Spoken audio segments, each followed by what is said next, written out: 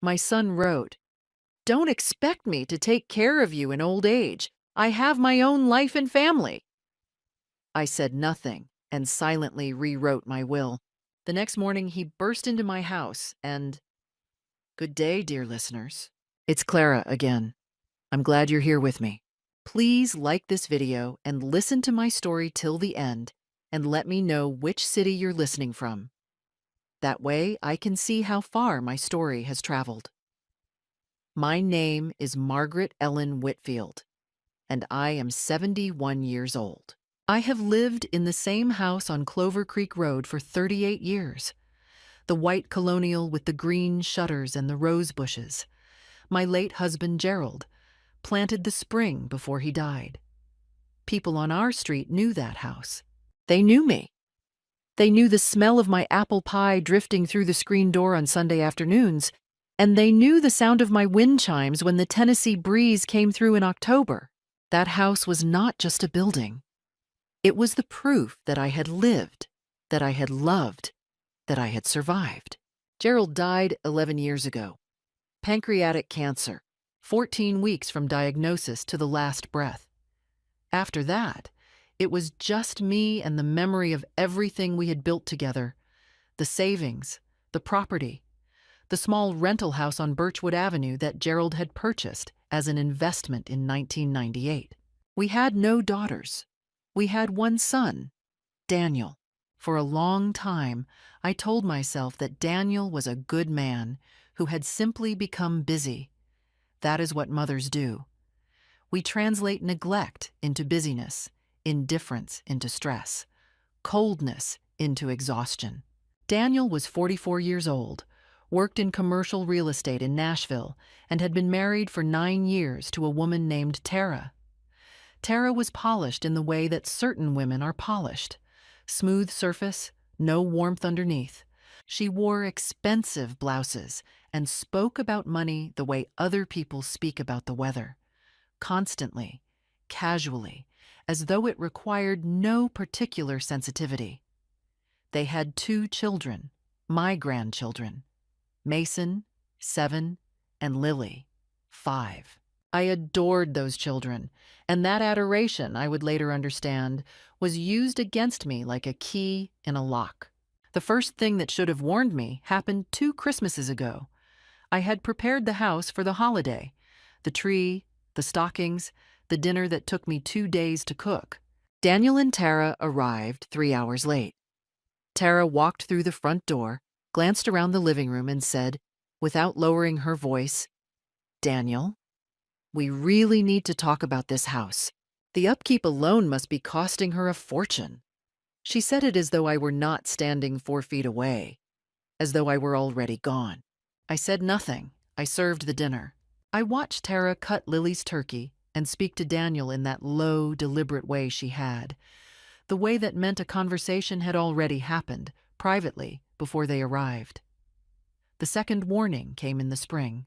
Daniel called me on a Tuesday evening, unusual because Daniel rarely called without a reason attached to it, and asked very casually whether I had ever considered a reverse mortgage on Clover Creek Road. I asked him why. He said he was just thinking about my financial security. I said my financial security was fine. There was a pause. Then he said, "Mom, you should be realistic about the future." I told him I was very realistic. We hung up. After that call, I began to notice things I had previously explained away.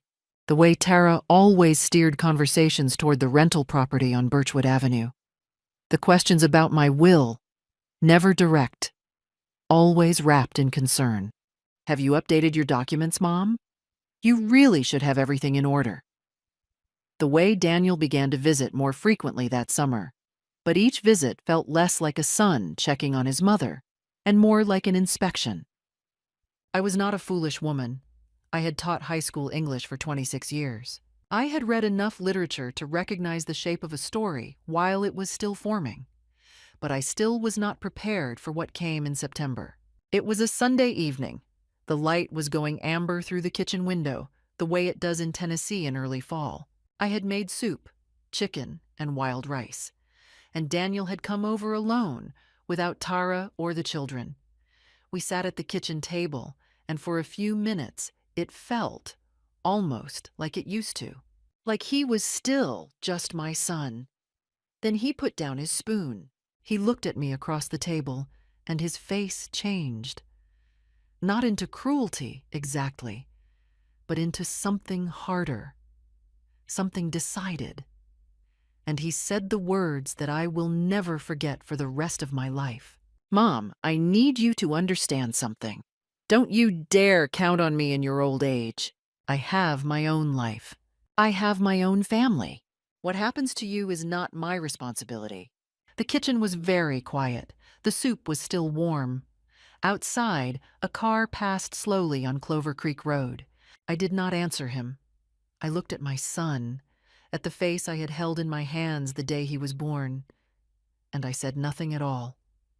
I simply nodded, once, and looked back down at my bowl. He left 20 minutes later, seemingly satisfied that he had handled something efficiently. The door clicked shut behind him, and I sat alone at my kitchen table until the soup went cold. That night, I slept very little. But by morning, I knew exactly what I needed to do. I woke at 5:15 that Monday morning to the sound of the mockingbird that lived in the oak tree by the back fence. Gerald had loved that bird. He used to say it was the most honest creature in the neighborhood because it never pretended to be only one thing. I lay still in bed for a long while, looking at the ceiling. My chest felt heavy, not from grief exactly, but from the particular exhaustion of finally seeing something clearly that you had been avoiding for a very long time. I thought about money first, because money was what this was actually about. Gerald had left everything to me, and everything was not insignificant.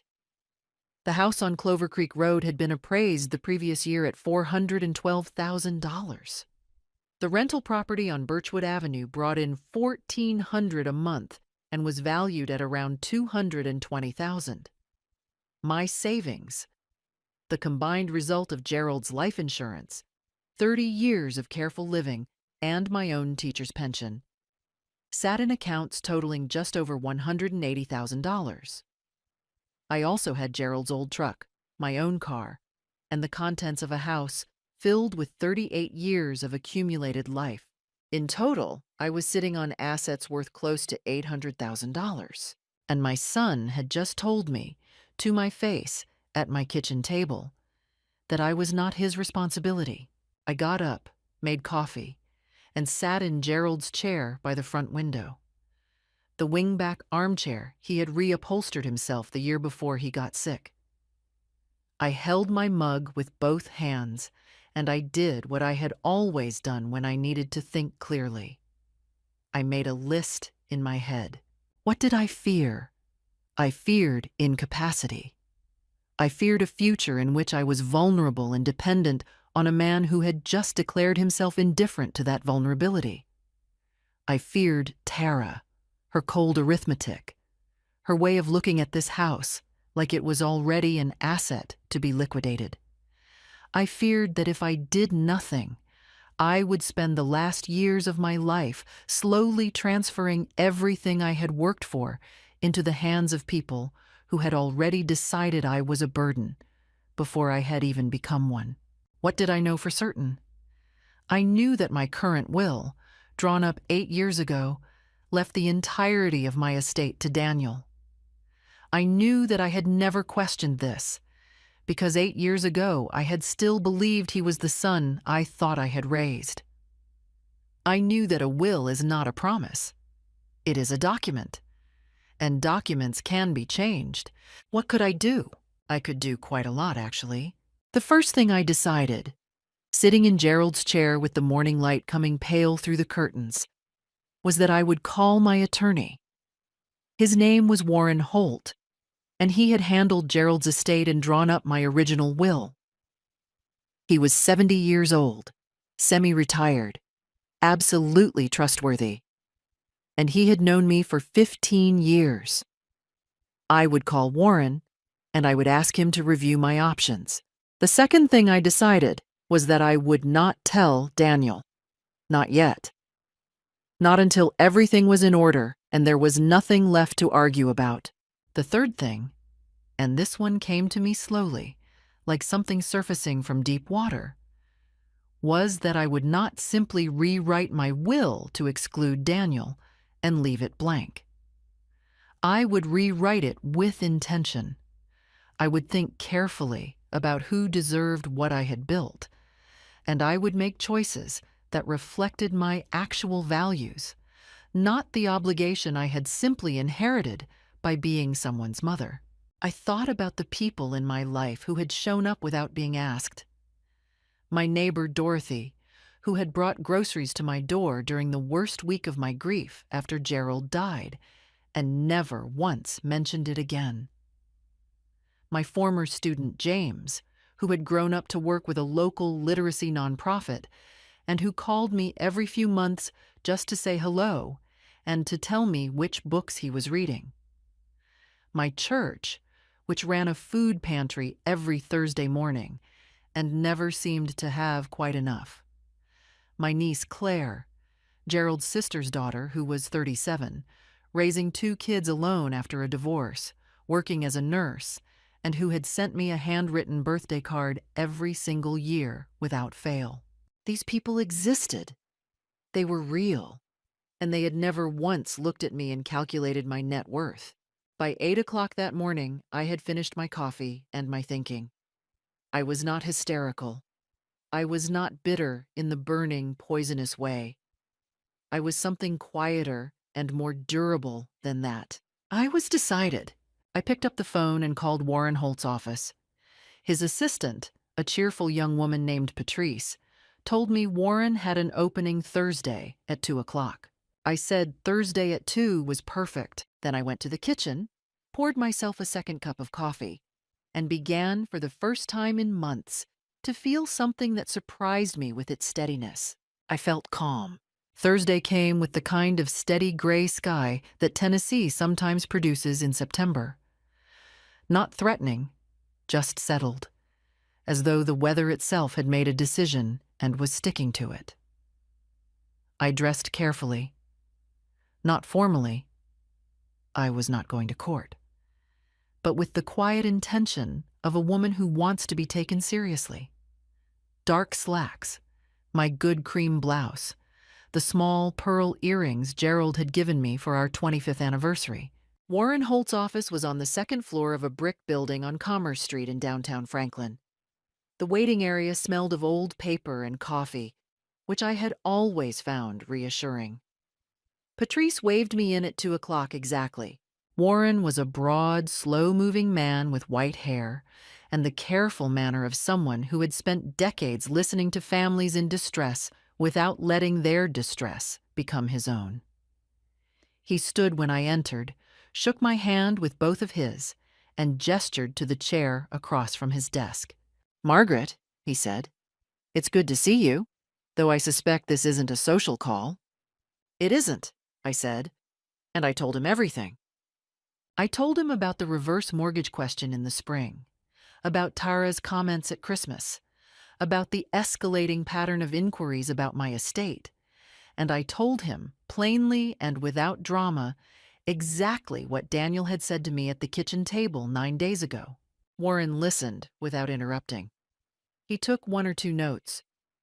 When I finished, he folded his hands on the desk and looked at me with an expression I can only describe as unsurprised. "You have every right to restructure your estate plan however you see fit," he said. "In Tennessee, you are under no legal obligation to leave anything to an adult child. Your assets are yours. The will reflects your wishes, and your wishes have apparently changed." "They have," I said. We spent the next 90 minutes going through my options in detail. Warren explained the mechanics clearly. What changes I could make to the will itself, what assets I might want to place in a living trust to ensure they transferred outside of probate, whether I should consider naming a non-family executor to remove any potential for contestation. He was thorough and unhurried, and when we were finished, I had a clear picture of what the next steps would look like. I left his office at 3:40, with a folder of notes and an appointment to return the following Tuesday to sign revised documents. On the drive home, my phone rang. It was Daniel. I let it go to voicemail. He called again 20 minutes later when I was pulling into my driveway. I let that one go as well. The messages I listened to inside the house with my coat still on. The first message was casual, almost artificially so. "Hey, Mom, just checking in. Give me a call when you get a chance." The second was less casual. "Mom, I ran into Warren Holt's assistant today at the coffee shop on 5th. Patrice, she mentioned you had an appointment. Is everything okay? Call me." I stood in my hallway and replayed that second message twice. Franklin was a small town. That was simply true, and I could not hold it against Patrice for making innocent conversation. But Daniel's reaction to the information, the speed of it, the second call, the careful phrasing, told me something important.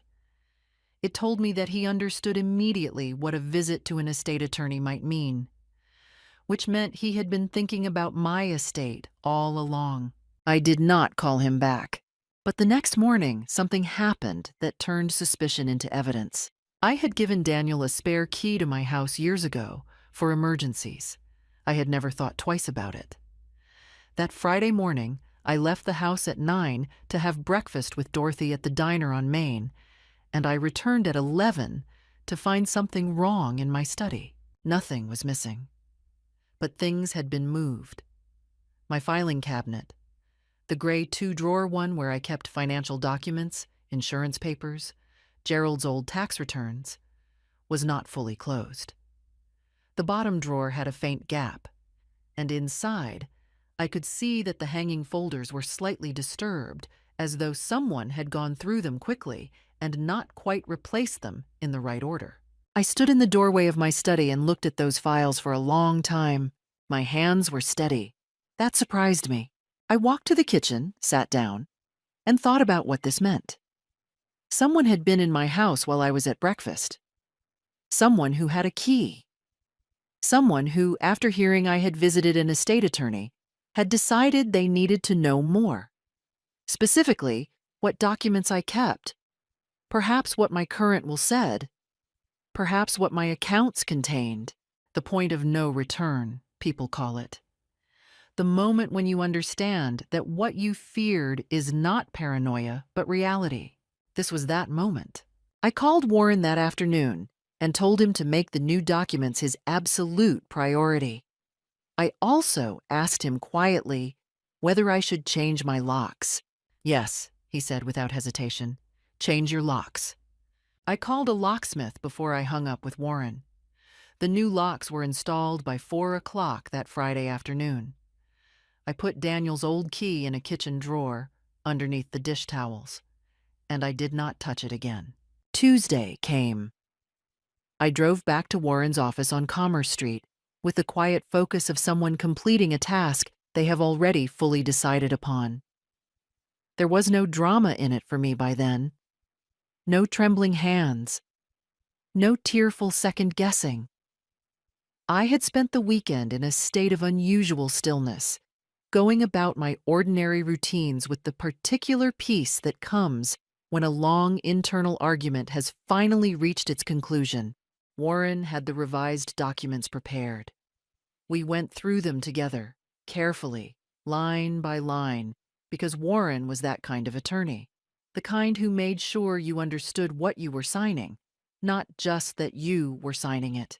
The new will left the house on Clover Creek Road and its contents to my niece Claire, with the provision that she could sell or occupy as she chose. The rental property on Birchwood Avenue I placed in a living trust, with the income designated to support the local literacy nonprofit where James volunteered and directed. A bequest structured so that it would operate for a minimum of 15 years before the principal could be touched. My savings were divided. A substantial portion to Claire outright, a meaningful gift to Dorothy, and the remainder to my church's food pantry endowment fund. Daniel received nothing. That was not an accident or an oversight. It was a decision, and it was documented as such. I also named Warren himself as executor, removing any family member from that role entirely. I signed everything at 2:17 in the afternoon. Warren witnessed it. Patrice notarized it. The documents went into Warren's safe. I drove home feeling lighter than I had in years. The call came that evening at 7:15. It was Tara, not Daniel. Tara. Which told me something right away about who was actually managing this situation. Her voice was controlled, but there was an edge underneath it, like a table with one leg slightly shorter than the others. She said she and Daniel were concerned about me. She said they had heard I had been meeting with an attorney, and they were worried I might be making decisions that I would regret. She said, and I noted the exact phrasing, that any changes I made to my estate planning could create serious complications for the family going forward. I let her finish. Then I said calmly, "Tara, I appreciate your concern. My legal affairs are in order. Good night." I ended the call. 20 minutes later, Daniel called. His tone was different from Tara's. Less polished, more pressured, the way he used to sound when he was a teenager who had done something wrong and was trying to argue his way out of it. He said he needed to come over and talk. I said that wasn't necessary. He said he was worried about my mental state. I said my mental state was excellent. He said that elderly people sometimes made financial decisions that didn't reflect their true intentions, and that he was only trying to protect me. I recognized this immediately for what it was: the beginning of a narrative, a story being constructed about my competence. And I felt the first cold edge of genuine alarm. But I did not let him hear it. "Daniel," I said, "I am 71 years old and I taught English for 26 years. I understand language very well, including the language people use when they are trying to build a case. Don't call me again tonight." And I hung up. The next morning, Daniel arrived at my door at 8:45. He knocked. I did not answer. He tried his key and found, of course, that it no longer worked. He knocked again, louder. I stood in my hallway, 6 feet from the door, and did not move. "Mom?" His voice through the door was tight. "Mom, I know you're in there. Open the door. We need to talk." I said, clearly and loudly enough for him to hear, "If you have something to say to me, you can call Warren Holt. He is my attorney and my executor. Good morning, Daniel." There was a long silence. Then I heard his footsteps on the porch, and then the sound of his car starting and pulling away. I stood in the hallway for a moment after he left, and I noticed that my heart was beating faster than normal. That was honest. That was real. He was still my son, and standing 4 feet away from his voice while refusing to open the door was not a small thing. But I had done it. I called Dorothy that afternoon and asked if I could come for dinner. She said, of course, immediately, without asking why, which was one of the 10,000 reasons I loved her. I spent the evening at her kitchen table eating roast chicken and talking about her garden and her grandchildren and a novel she had just finished. And by the time I drove home that night, I felt like myself again. I gave myself the rest of the week. I read. I tended my rose bushes. I sat in Gerald's chair in the mornings. I let myself be quiet for a few days before whatever came next. The following week on a Wednesday, I received a card in the mail.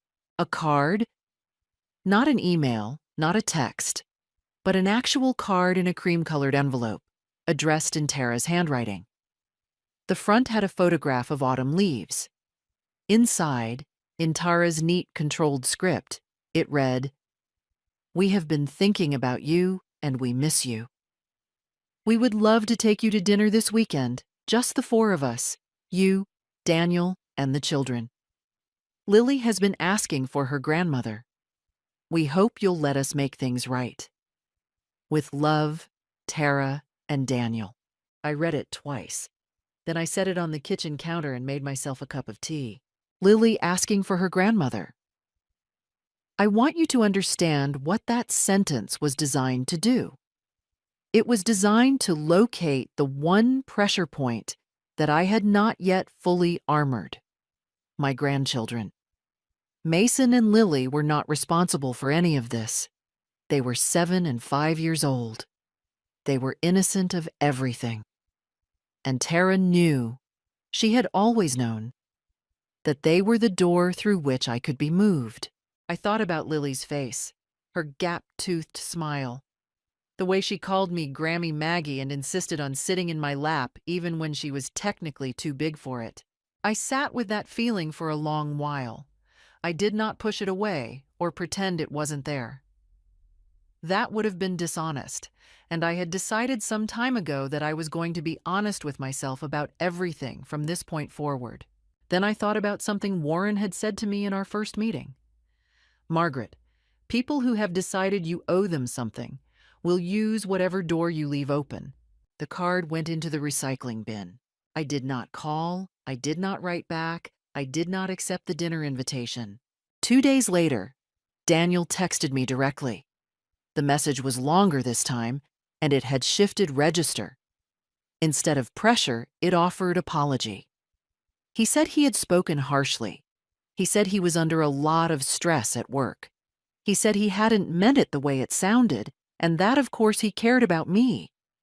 He said he would like to come over, alone, just to talk, just the two of them. No agenda. No agenda. I had been a teacher for 26 years. I knew what it meant when someone told you there was no agenda. It meant there was very much an agenda. I replied with 4 words. I'll be in touch. I was not in touch. What I did instead was this. I called James. James Cooper was 39 now.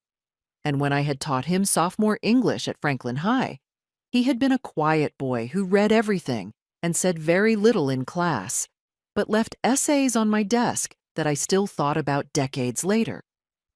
We had stayed loosely connected over the years, occasional emails, those phone calls every few months. I called him that Thursday and asked if I could come see the literacy center where he worked. He said he'd love that. He said Friday morning was perfect.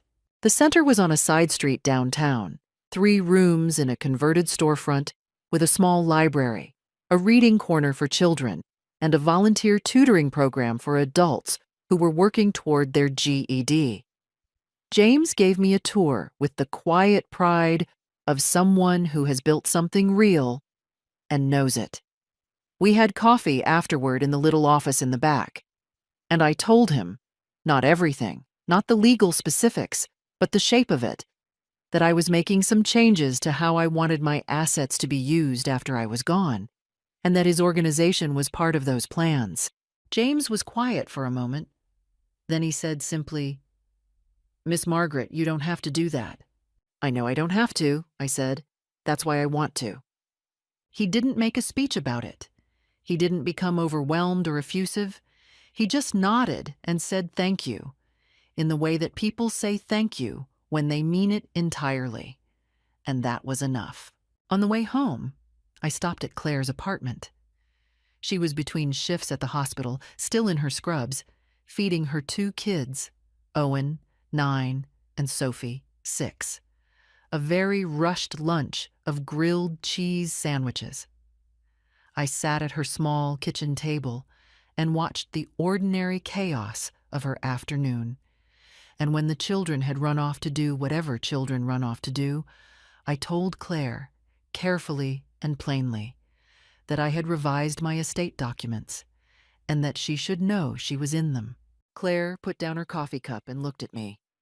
"Aunt Margaret, I don't want a conversation about it," I said. "I just wanted you to know. You've always shown up. That matters." Her eyes filled. She didn't say much more than thank you, and I told her she was welcome, and we talked about Owen's soccer team for 20 minutes, which was exactly the right thing to do. I drove home on the back roads through the gold and rust October countryside, and I thought, this is what I am protecting. This ordinary, imperfect, real life. Not some imagined future, not the performance of family, the actual thing. And I was not going to surrender it. They came on a Saturday morning, 9 days after the card.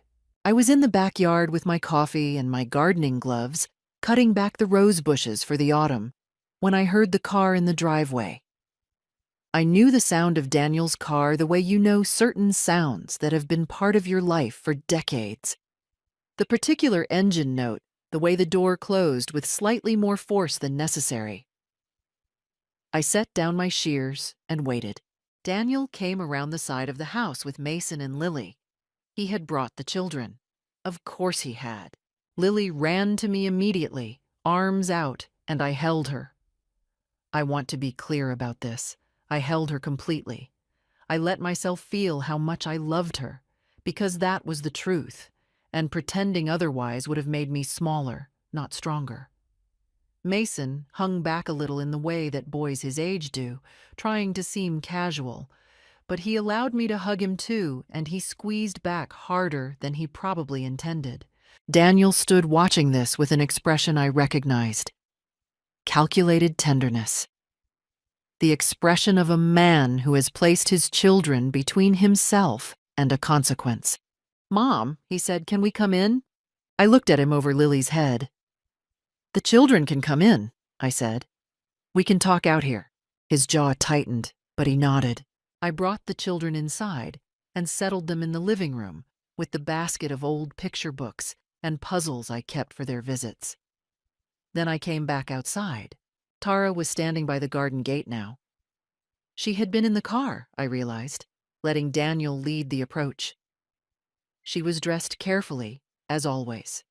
A dove-gray jacket, her hair smooth. She came forward when she saw me, and her face arranged itself into an expression of gentle concern. "Margaret," she said. She never called me Mom. I had noticed that early in the marriage. "We've been so worried. We feel terrible about how things have gotten. We just want to talk, honestly, as a family." "All right," I said. I did not sit down. I stood near the rose bushes with my gardening gloves still in my hand. What followed was approximately 40 minutes of the most artful manipulation I have ever personally witnessed, and I have read a great deal of literature. Tara spoke first and longest. She acknowledged that Daniel had said something hurtful. She framed it as a moment of weakness under stress. His firm had been going through restructuring, she explained, and he had been carrying a great deal of pressure that he hadn't known how to express. She said that of course they intended to be there for me as I got older, that family was everything to them, that none of this reflected how they truly felt. Her voice was warm, her hands were folded, her eyes were steady. It was, I thought, an excellent performance. Then she shifted, almost imperceptibly, to the point of the visit. She said she understood I had met with my attorney recently, and she said she hoped I hadn't made any, her word, drastic decisions under emotional distress. She said that estate planning done in a moment of pain sometimes created complications that couldn't be undone. She said that she and Daniel only wanted to make sure I had thought everything through clearly, with a full picture of what my choices might mean for the family. There it was. Daniel nodded along to everything Tara said, with the earnest agreement of a man who has been thoroughly briefed. And then he added something of his own, something that struck me as more genuinely felt than anything Tara had scripted. He said he remembered how hard I had worked my whole life. He said he remembered sitting at that same kitchen table as a boy, watching me grade papers late into the night. He said he didn't want to see everything I had built go to strangers. I looked at him for a long moment. There was, somewhere deep in that speech, a real son. I could hear him in there, behind the argument. That was the most painful part of the whole 40 minutes. Not Tara's performance, but Daniel's accidental sincerity. It would have been easier if there had been nothing left to grieve, but grief and resolution are not mutually exclusive. I had learned that much. Daniel, I said quietly, the people I have chosen are not strangers. They are people who showed up. The distinction matters. He looked away. Tara, sensing the moment was slipping, tried a final approach. She mentioned, with careful casualness, that Bradley Foss, their attorney, had advised them that certain estate changes made under demonstrable emotional distress could potentially be revisited. She said she wasn't threatening anything. She just wanted me to understand my options. I let the silence sit for a beat after she finished. Tara, I said, you have given a very thoughtful speech. I want to acknowledge that. She started to say something, but I continued. My decisions are made. They are legal, they are final, and they have been witnessed and notarized. My attorney is aware of the full context of why they were made, including the conversation at this kitchen table in September. If you have concerns about my mental competency, you're welcome to pursue that legally. Warren will be able to advise you on how likely that is to succeed. I paused. Is there anything else? Tara's composure did not shatter, but it cracked. A small, visible cracking, like a plate that has been dropped and not yet broken. Her smile went slightly wrong at the edges, Daniel said, his voice strained. Mom, you are making a serious mistake. I've made my assessment, I said. Thank you both for coming. I went inside. I gathered Lily and Mason, held them each for an extra moment, and watched from the doorway as Daniel buckled them into the car. Tara walked to the passenger side without looking back at me. The car backed out of the driveway and was gone.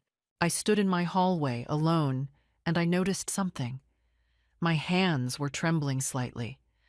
Not from weakness, I want to be precise about that, but from the particular physical aftermath of sustained tension, the body releasing what the mind had been holding still. And underneath the trembling was something else. A deep, clear, almost mineral steadiness. The fear was real, but it was not larger than my resolve. It was smaller. 2 weeks after that Saturday, Warren Holt called me. Margaret, he said, I've received a letter from an attorney named Bradley Foss, representing your son Daniel and his wife. They are requesting access to your recent estate documents on the grounds that they have concerns about your testamentary capacity, meaning your ability to make legally sound decisions. They're suggesting that your revisions were made under psychological duress and may not reflect your genuine intentions. I was sitting in Gerald's chair. I looked at the morning light on the far wall for a moment. What do you need from me? I said. I'd like you to come in, Warren said. And I'd suggest we also arrange for a brief cognitive assessment with your physician, Dr. Harmon, as a precautionary measure. It's standard practice when capacity is questioned, and having a clean assessment on record will preemptively close this door. I'll call Dr. Harmon today, I said. I saw Dr. Harmon 2 days later. The cognitive assessment took 45 minutes. It was not particularly difficult. Memory exercises, sequential reasoning, a brief, structured interview. Dr. Harmon, who had been my doctor for 16 years, administered it with a professional neutrality that I appreciated, and then told me at the end that my results were excellent and that she would provide written documentation to Warren. She also said quietly before I left, Margaret, for what it's worth, you seem to me like someone who knows exactly what she's doing. I do, I said. The following Thursday, Warren had arranged a meeting. In his conference room, me, Warren, and, on the other side of the table, Daniel, Tara, and their attorney, Bradley Foss. Foss was a youngish man in an expensive suit who had clearly been well briefed and was working to project authority. Daniel was in a dark jacket and looked, I noticed, tired, in a way that went beyond a bad night's sleep. Tired in the way people look when they have been running a story that is starting to cost them more than they expected. Tara was impeccable, as always.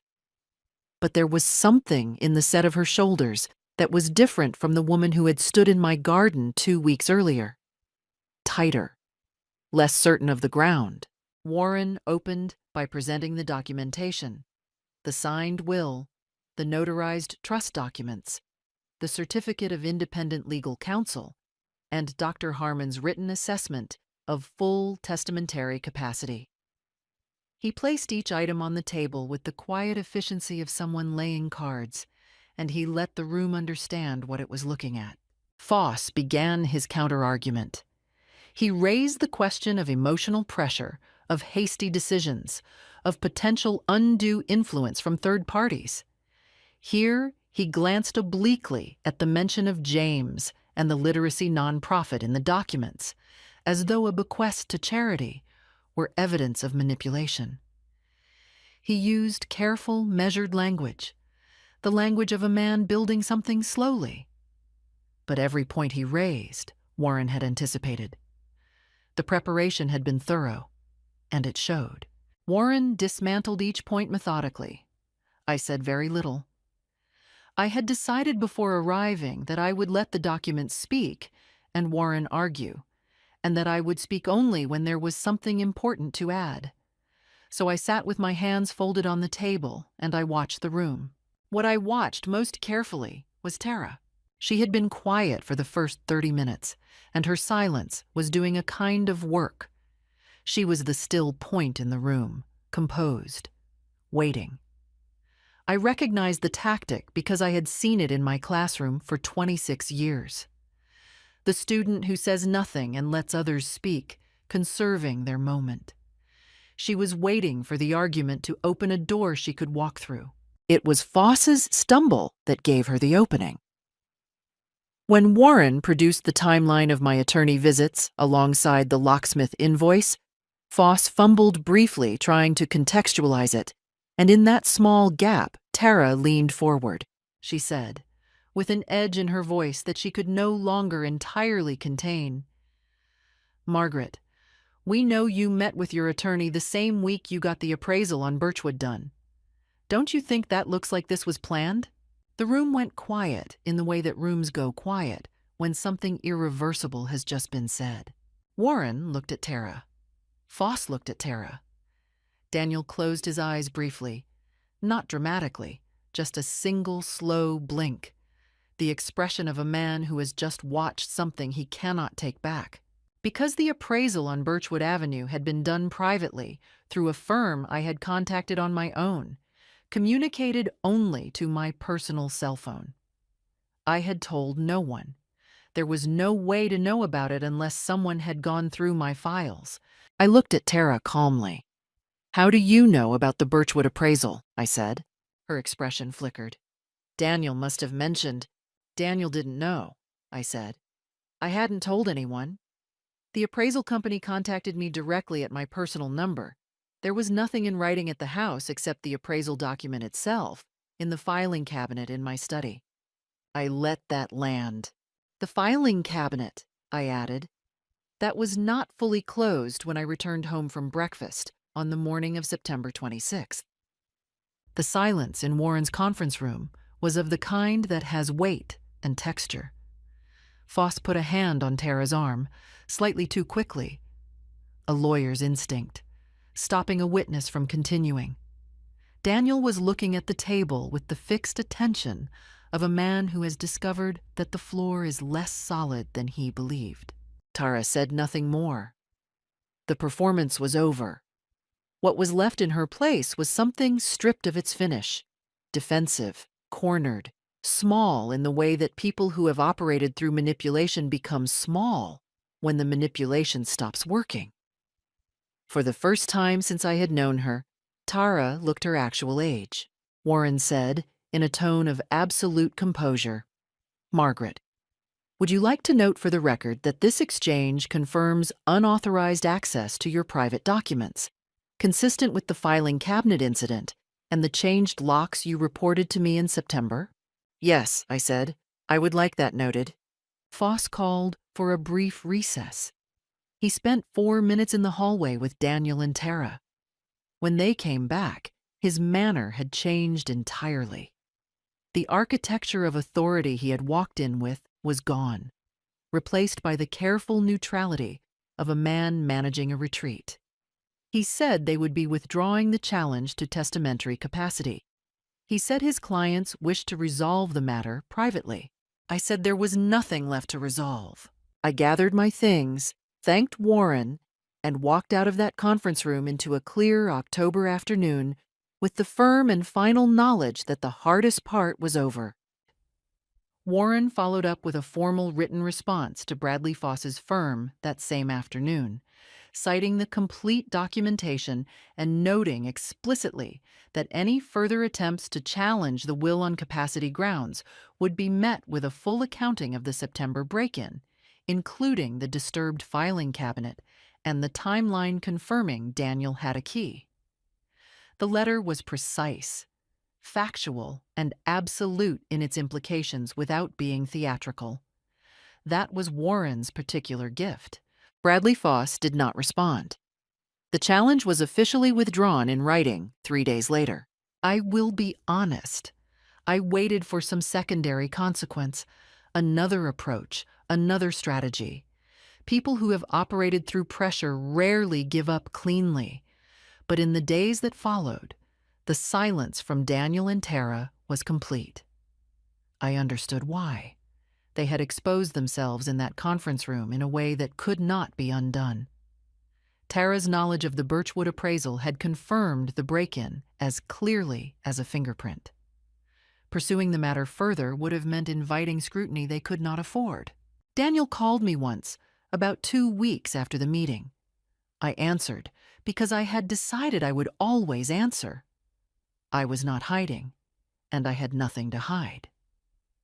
His voice was flattened in a way I hadn't heard before, scraped clean of the pressure and performance of the previous months.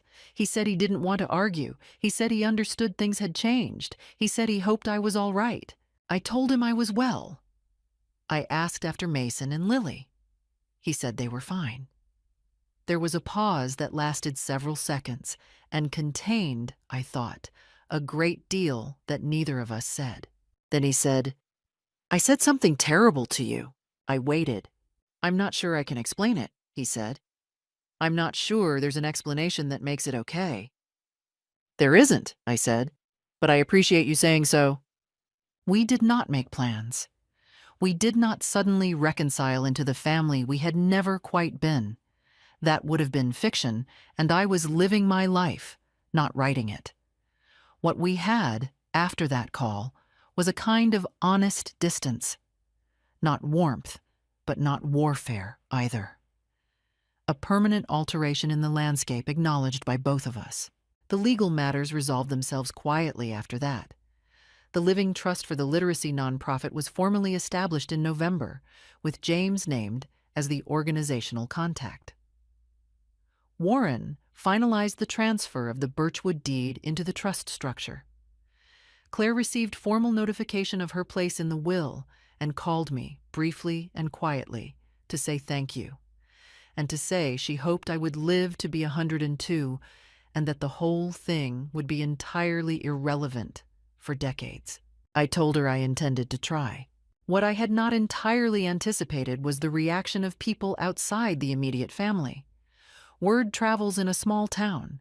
Not the specific legal details, those stayed private, but the general shape of what had happened. That Margaret Whitfield had revised her estate plan and stood her ground against family pressure. Dorothy knew most of it because I had told her. James knew his portion. Several people at my church had heard something, though the details blurred in the retelling, as they always do. What I found, unexpectedly, was that people wanted to talk about it. Not in a gossipy way, but in the way that people reach towards stories that reflect something they have been thinking about privately. 3 women from my church, women I had known for years, women in their 60s and 70s, took me to lunch in November and said, in various gentle ways that they were thinking about their own situations, their own documents, their own unexamined assumptions about what family meant and what obligation looked like. I told them what Warren had told me, that a will is not a promise and not a punishment. It is simply a document, and the only meaningful question about it is whether it accurately reflects your values. The lunch lasted 3 hours. We talked about our lives, the real shape of our lives, not the performed versions. By the end of it, I felt, as I had not felt in years, fully seen. That autumn, I also made an appointment with a local family mediator. Not because there was conflict left to mediate, but because I wanted to establish a formal, limited framework for maintaining my relationship with Mason and Lily. I was not willing to lose my grandchildren over the failures of their parents, and I was not willing to use them as leverage in the opposite direction. The mediator helped me draft a simple letter to Daniel proposing quarterly visits, structured, neutral, conducted in a way that served the children first. Daniel agreed after a week's silence, without negotiation. The first visit was in December. We went to the botanical garden. Mason found a praying mantis on a bench and spent 20 minutes studying it with the focused attention of a boy who might become a scientist. Lily held my hand and told me, unprompted, that Grammy Maggie smelled like flowers. I did not cry until I was in the car driving home, but they were the right kind of tears. Life, after a storm, does not return to what it was. It settles into a new shape, different, sometimes better, always more honest about its own outlines. The following year was the first in a long while that I lived on my own terms, entirely. I started volunteering at the Literacy Center on Thursday mornings. James had mentioned gently that they always needed readers for the children's program, and I had shown up one Thursday in January, mostly out of curiosity, and never stopped. There was a small boy named Elijah, 6 years old, who hadn't yet found the book that would open the door. I found it for him. A battered copy of Charlotte's Web that had been on the center's shelf for 10 years. The day he finished it, he sat very still for a moment, then looked up at me and said, "Is that what happens? When you love something?" I told him yes, that was exactly what happened. I traveled that year too, something I had not done since Gerald died. Dorothy's daughter lived in Portland, Oregon, and Dorothy had been talking about visiting for 2 years without ever quite going. I told her we were going in April, booked the flights, and we spent 8 days on the Oregon coast eating excellent seafood and walking on beaches that were nothing like Tennessee. I sent postcards to Claire, James, Dr. Harmon, and Warren Holt, who replied with a brief formal note saying he hoped the trip was restorative, which for Warren was the equivalent of a standing ovation. I did not send one to Daniel. That was not cruelty. It was proportion. My garden had its best year. The rose bushes Gerald had planted in 1987 bloomed in June with an abundance that startled me. Deep red, heavy-headed, almost extravagant against the white of the house. A neighbor I had barely spoken to before, a young woman named Priya, who had moved in 2 doors down with her husband and infant daughter, knocked on my door to ask the name of the variety. We ended up talking for an hour on the porch, and she began bringing the baby by on Saturday mornings. The baby's name was Nadia, and she had an expression of absolute concentrated seriousness that I found enormously funny and endearing. This is what I want you to understand about that year. It was not the year of grand events. It was the year of real ones. The distinction matters. As for Daniel and Tara, I know what happened because Franklin is small and because Claire kept me informed without making it her purpose to do so. The commercial real estate firm where Daniel worked underwent a significant restructuring in the spring. His division was reduced, and he was offered a lateral move to a smaller Memphis office or a buyout. He took the buyout. I suspect Tara's urgency about my assets had always been partly a hedge against their own financial uncertainty. They sold the house in the good neighborhood and moved to a smaller one. Tara returned to work in pharmaceutical sales. The comfortable life they had been building, the one that had apparently required a significant inheritance to sustain, became considerably more constrained. Daniel called me in the summer to tell me about the job situation. He did not ask for anything. I said I was sorry to hear it, and I meant that in the straightforward human sense. But I also sat with the knowledge that their difficulties had nothing to do with my decisions. They were the product of choices they had made, a life constructed on assumptions that had not held. They were not victims of my will. They were the product of their own.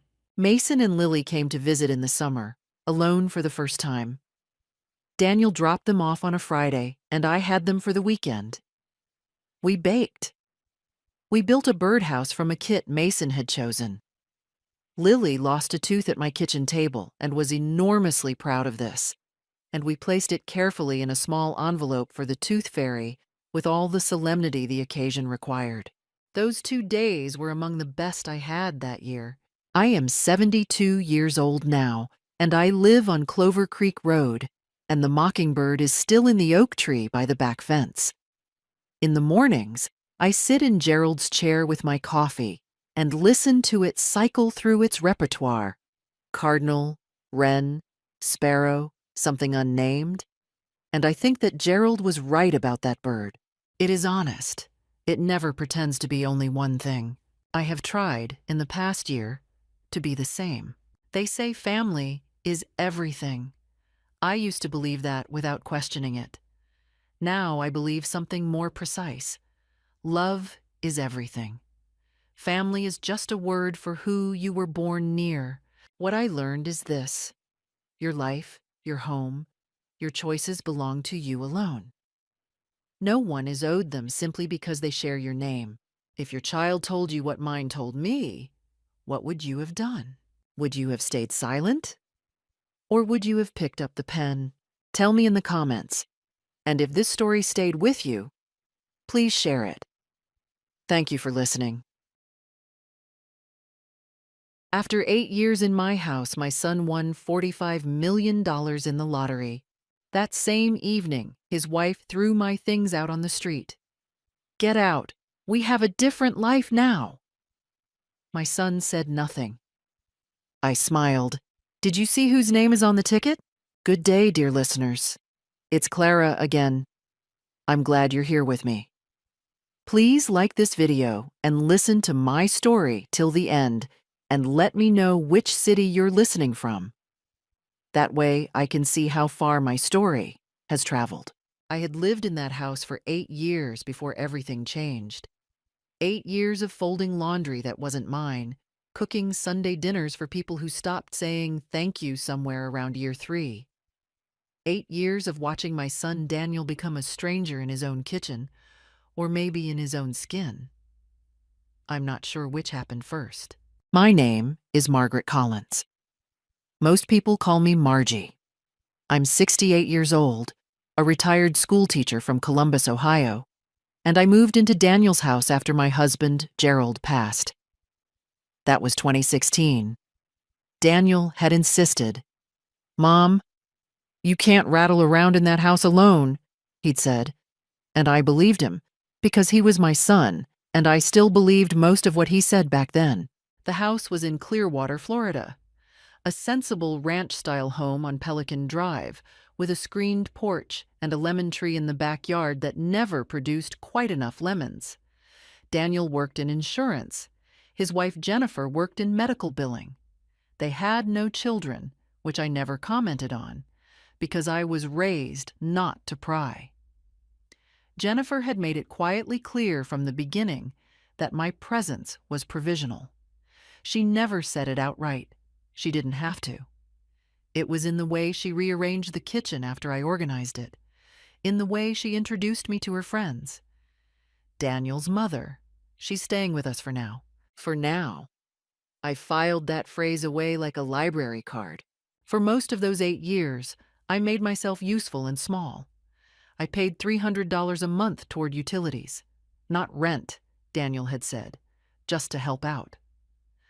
I babysat their 2 cats when they traveled.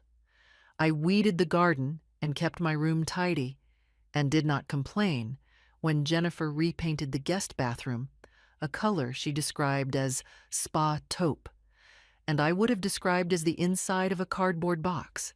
But in the last year before the lottery, something had shifted. I felt it the way you feel weather changing. Not dramatically, not all at once, but in small atmospheric adjustments.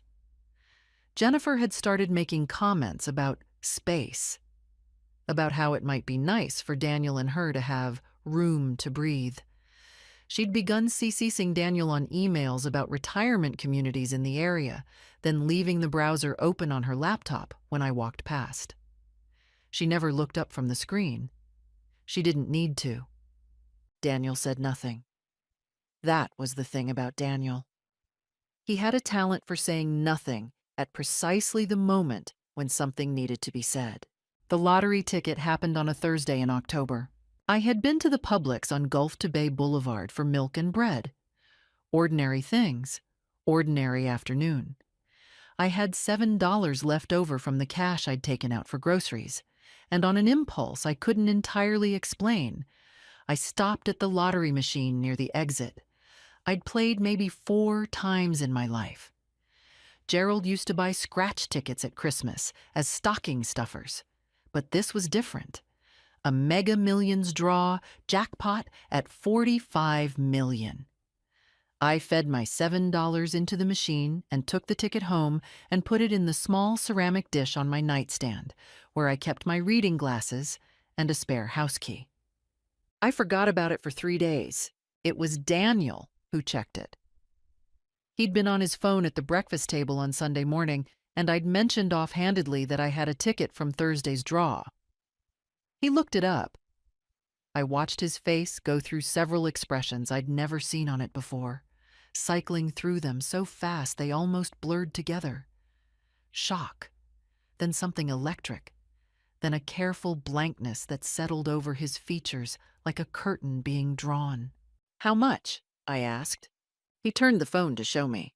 $45,200,000. I sat down. The kitchen chair scraped the tile and the sound was very loud. By Sunday evening, Jennifer knew. By Sunday evening, my suitcases were on the front porch. I hadn't packed them. I want to be clear about that. I came out of my bedroom to find 2 rolling bags and a cardboard box sitting on the porch concrete in the October humidity, my blouses visible through the mesh pocket of the larger bag. Jennifer stood in the doorway with her arms crossed, and she said, with a composure that told me she had rehearsed it, "It's time for you to find your own place, Margaret. We have a different life now." Daniel stood behind her. He was looking at the lemon tree. I looked at them both for a long moment. Then I smiled. Not the smile of a woman who has been defeated, but the smile of a woman who just remembered something important. "Did either of you," I said, "happen to look at whose name is on that ticket?" Jennifer's composure flickered. Just once. Just for a second. But that second told me everything I needed to know. I spent that first night at the Comfort Inn on US 19. I paid with my Visa debit card, the one attached to the small checking account I'd maintained in my own name since Gerald died, the one Jennifer didn't know about, because Jennifer assumed, as entitled people often do, that she knew the full dimensions of everyone around her. I took a room on the second floor, set my suitcases inside the door, and sat on the edge of the bed in my coat because I hadn't taken it off yet, and my hands were shaking too much to manage buttons. I want to tell you I was angry. Anger would have been clean, useful, like a good pair of scissors. What I felt was more complicated than that. There was fear, a cold, specific fear, the kind that lives in the body rather than the mind, that says you are 68 years old and your suitcases are in a motel on a Tuesday, and you do not know what comes next. There was grief, because Daniel was my son, and I had changed his diapers and sat with him through 3 broken bones and a case of pneumonia in 1993, and he had watched Jennifer put my belongings on the porch and turn to look at a lemon tree. That was its own kind of loss, specific and hard-edged. But underneath the fear and the grief, there was something else, something quieter. The ticket was in my coat pocket. I had taken it from the ceramic dish on my nightstand when I packed, automatically without thinking, the way you take your keys when you leave the house. It was a habit of self-preservation I hadn't known I had until I needed it. I took it out and held it under the bedside lamp. Margaret E. Collins. The machine had printed it on the back when I'd fed in the quick pick request, along with the date and the draw number. In Florida, lottery tickets are bearer instruments. Whoever presents the ticket collects the prize. But the name printed on the back creates a legal record. I knew this because Gerald had been a careful man and had taught me to read fine print, and I had spent 30 years teaching 11-year-olds to read carefully and ask questions. I asked myself the question I should have asked the moment Daniel's face went blank. What exactly do they think is going to happen here? Did they imagine I would simply… what? Accept displacement? Hand over a $45 million ticket to keep the peace?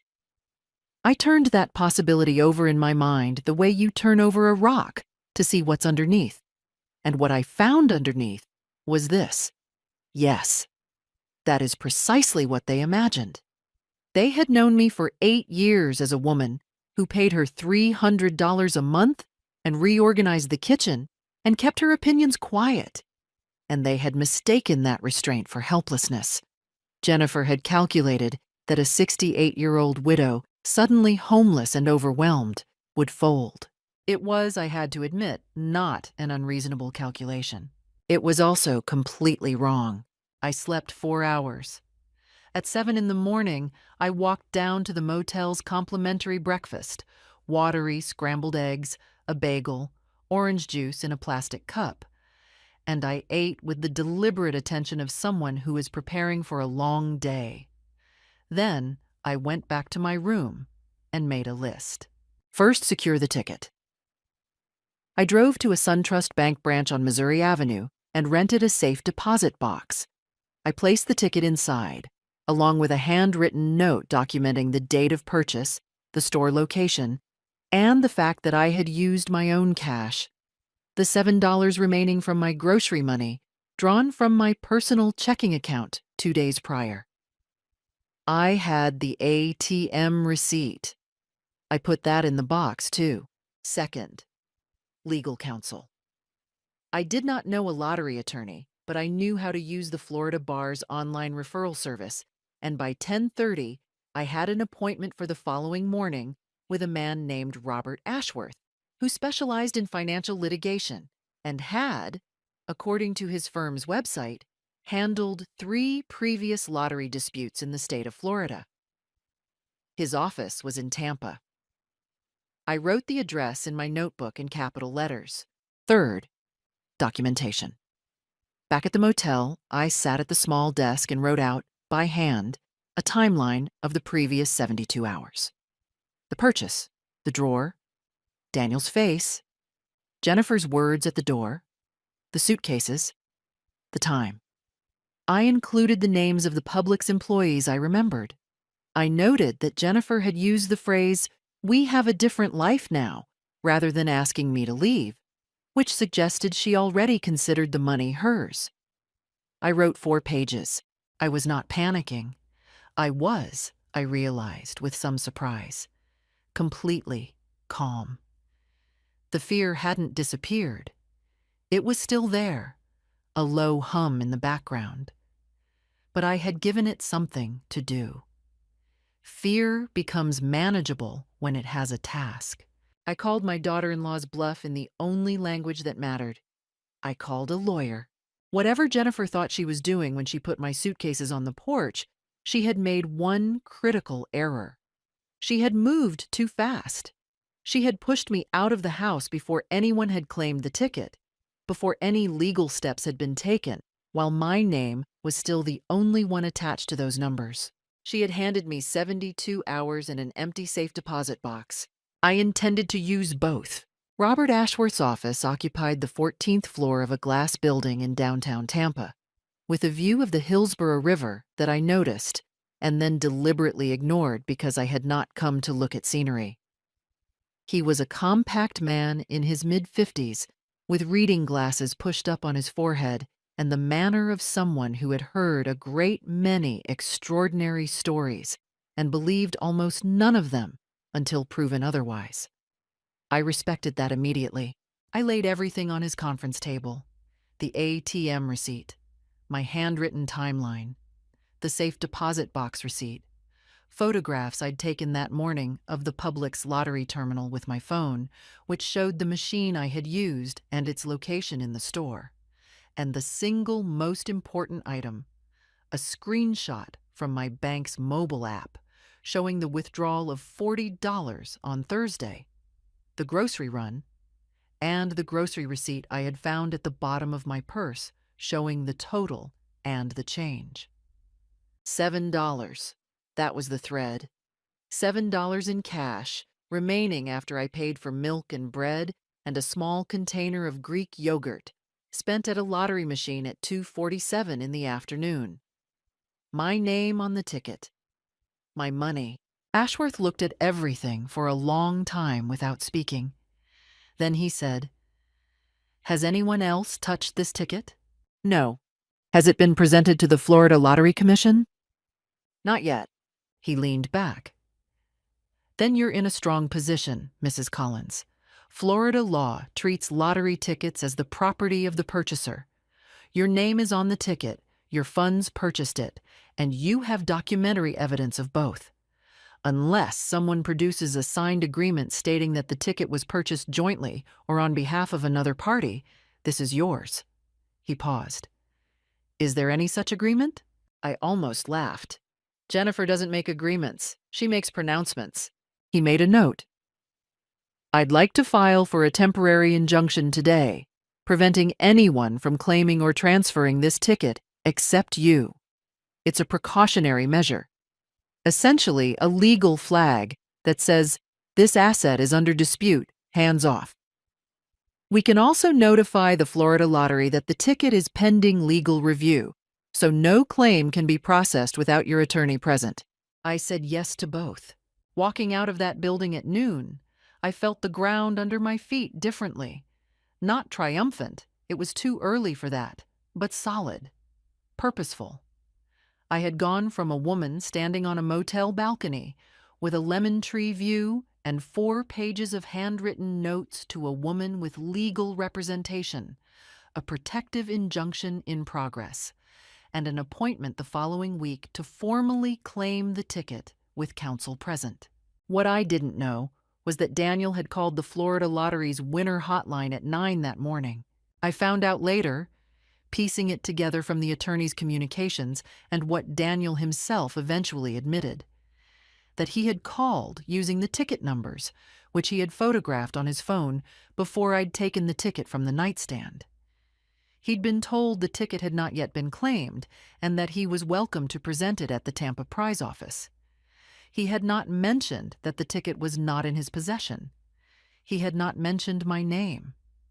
He had asked about the process for a family member claiming on behalf of the winner, and the representative, following standard protocol, had given him general information that he apparently interpreted as a roadmap.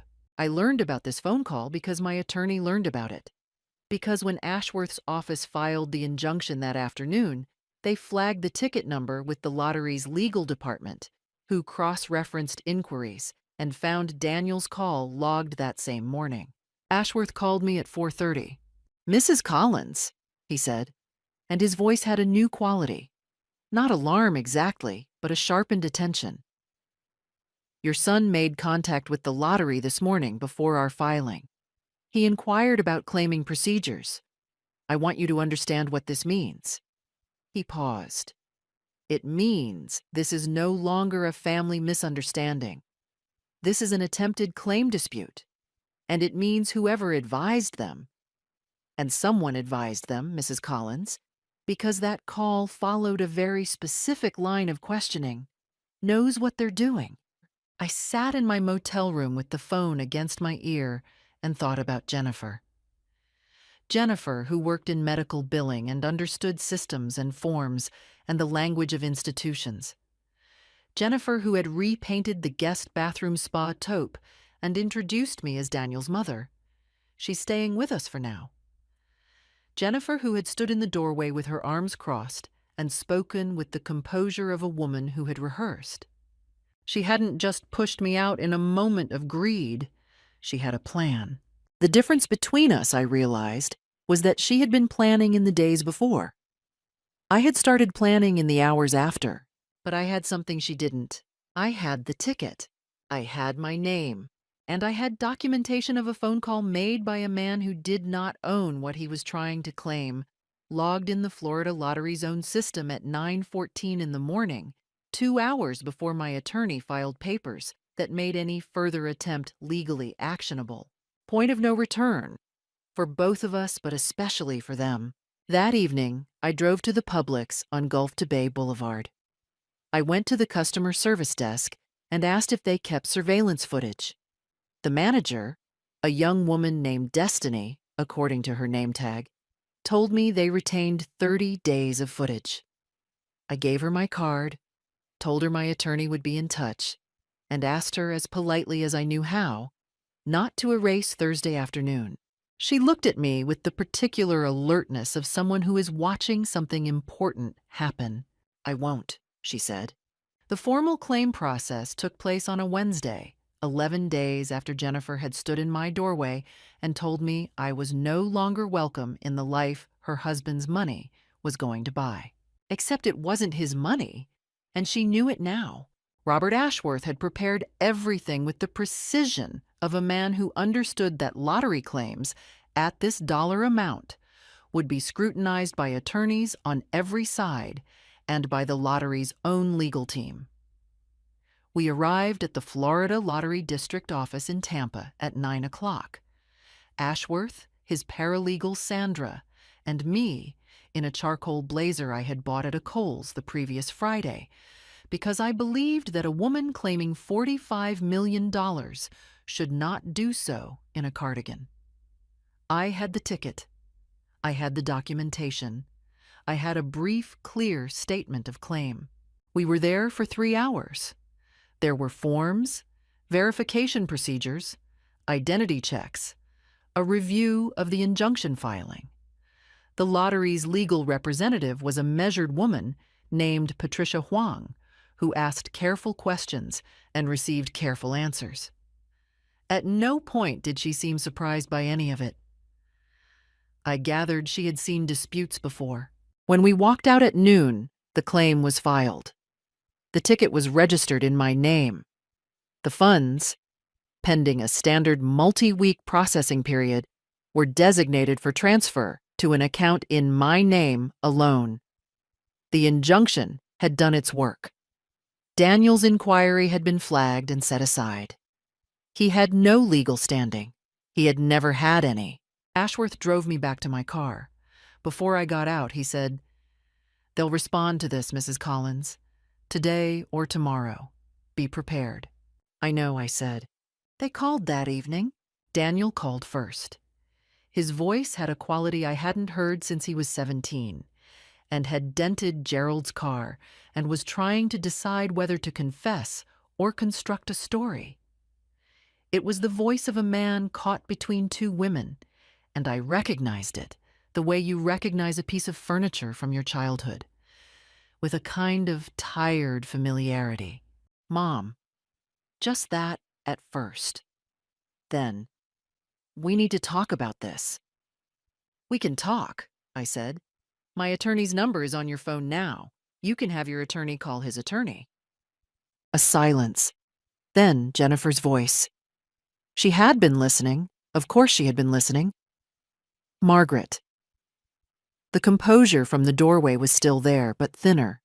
like a coat worn one season too long. We want to resolve this as a family. Nobody needs lawyers. We just want to sit down and— You put my suitcases on the porch, I said. That was your resolution. Another silence, longer this time. What came next did not come that evening. It came 2 days later, on a Friday afternoon, in the parking lot of the Comfort Inn, where I had been staying long enough that the front desk clerk greeted me by name. A man I didn't recognize approached me as I was carrying groceries from my car. A man in his 40s in a polo shirt, carrying a manila envelope, with the practiced ease of someone who delivers bad news for a living. He handed me the envelope. Inside was a document claiming that I had been living in Daniel and Jennifer's home as a dependent, that they had financially supported me for 8 years, that the grocery money in question had originated from a household account they jointly maintained, and that therefore the lottery ticket represented a jointly held asset. It was signed by an attorney. It was, my own attorney later told me, not entirely without legal creativity, though it was substantially without factual basis. Attached to the document was a handwritten note in Jennifer's handwriting. It said, "Don't make this ugly, Margaret. You have enough to live on. Take a settlement and everyone walks away clean." I read the note twice in the parking lot, standing between my car and a concrete pillar, a bag of groceries in my other hand. The settlement figure she had in mind was not specified. It didn't need to be. The message was the point. You are old and alone and outmatched, and the sensible thing is to take what we offer. I put the note back in the envelope. I called Ashworth. I read him the attached document over the phone. He was quiet for a moment. Then he said, "They've hired Phil Dermott. He's aggressive, and he's expensive, and he knows his way around civil litigation." Another pause. "But their core claim is weak, Mrs. Collins. They're going to have to prove that household funds paid for that ticket. Your bank records show a personal withdrawal. Their grocery account. Do they have a joint grocery account?" "Jennifer managed the groceries," I said. "I contributed cash, monthly." "Do you have records of those contributions?" "I have 11 months of Venmo transactions to Daniel's account, labeled household contribution." A beat.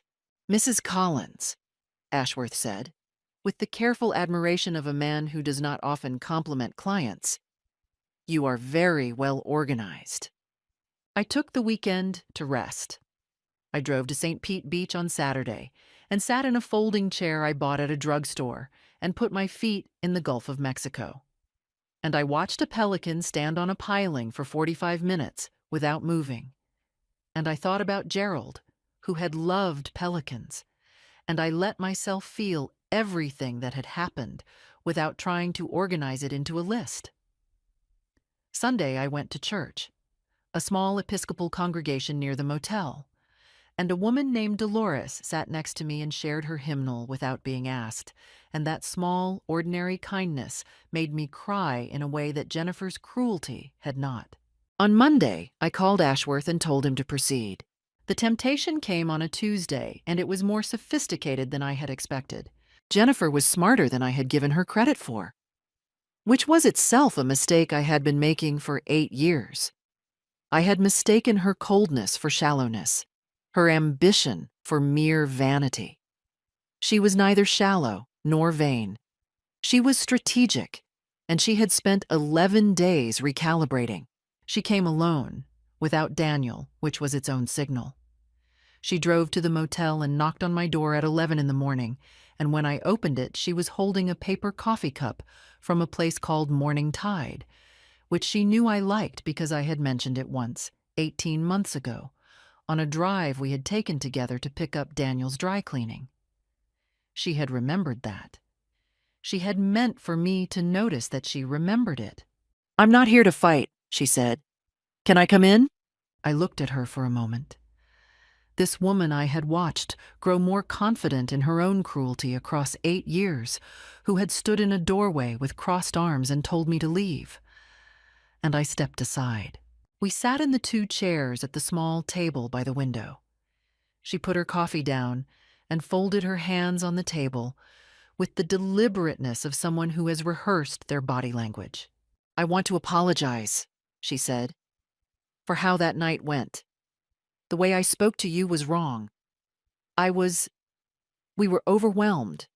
The news, the number, it was a shock." She looked at me with an expression of measured vulnerability. "I know I've been difficult to live with. I know I haven't always been welcoming, and I'm sorry." I said nothing. I let the apology sit between us and looked at the St. Pete beach line visible through the window, where the morning was very blue and very clear. "The thing is," she continued, with a careful pivot that she perhaps thought I wouldn't notice, $45 million is the kind of thing that can destroy a family. We've both seen it happen to other people. And Daniel—" Her voice shifted, softer now, the approach of a woman bringing in her most reliable piece. "Daniel is devastated. He doesn't sleep. He thinks he's lost his mother. He watched you put my things on the porch," I said. "He looked at the lemon tree. She absorbed this. He was in shock. He's not the same person he was that night." "Which person is he now?" She paused, and I saw the calculation behind her eyes, the tiny adjustment of someone moving a chess piece. "He wants to see you. He misses you. We both do." She opened her purse and took out an envelope, which she placed on the table between us without fanfare, as though it were simply a practical item being passed along. "There's a number in there, a real number. Comfortable for life money, Margaret. More than you'd ever spend. We'd buy you a beautiful condo, set up a trust, handle the taxes. You'd never worry about anything again." I looked at the envelope. I didn't touch it. Here is what I felt in that moment. I felt the temptation, which would be dishonest to deny. Not the money. I had the money. My name was on the ticket. I didn't need their offer. What I felt was the older, deeper temptation, the one built into every mother who has loved an imperfect child for 44 years. The temptation to make the peace, to take the path that looked like resolution, to stop the machinery I had set in motion, which was expensive and exhausting, and which would, one way or another, end whatever remained of my relationship with my son. I sat with that temptation for exactly as long as it deserved. Then I thought about the porch, the suitcases, the blouses visible through the mesh pocket, the lemon tree. "Tell your attorney to call mine," I said. I stood up, picked up her envelope without opening it, and handed it back to her. "And take your coffee. It'll get cold."